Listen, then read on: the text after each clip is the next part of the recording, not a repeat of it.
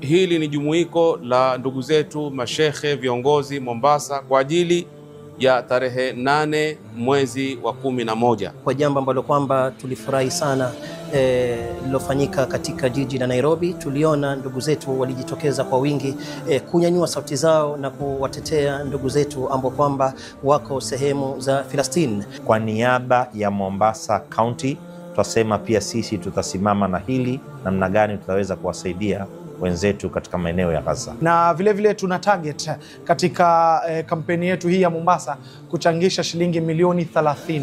Milioni 30 najua si pesa nyingi na si pesa kidogo, lakini kushirikiana na media zetu ikiwemo Al Hajar TV tutakuwa na mchango mkubwa zaidi tukiwa tunaendelea to stand in solidarity with our brothers and sisters in Gaza.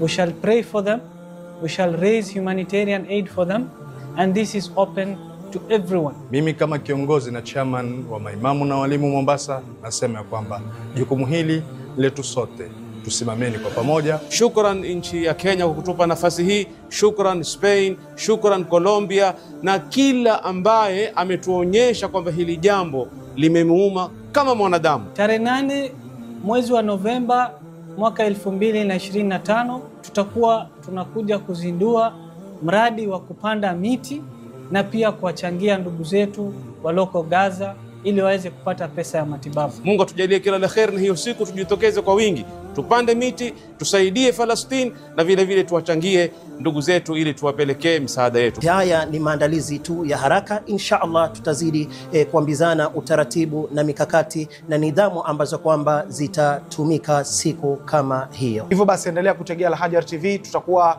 tukikuletea yote, vikao vyote ambavyo unaviona tunaendelea kuvipanga. Tutakuwa tuko mstari wa mbele kuhakikisha tunaleta jamii pamoja katika kusaidia ndugu zetu wa Gaza. Ulimwengu mzima sasa hivi unafahamu Muislamu na asiyekuwa Muislamu wamejitokeza kidete kuisupport kadhia ambayo kwamba inawakumba wenzetu maeneo ya Palestina. Shukran kwa Al Hajar TV kutoa nafasi kama hii ambayo inakwenda sambamba na dini yetu, na kila kwenye la kheri utawaona wako mbele. Basi Mungu awajazi kheri. Al Hajar TV, mwangaza kwa umma. Kwa haya machache nasema Mwenyezi Mungu atubarikie na atupe mshikamano. Wabillahi tawfik. Wassalamu alaikum warahmatullahi wabarakatuh.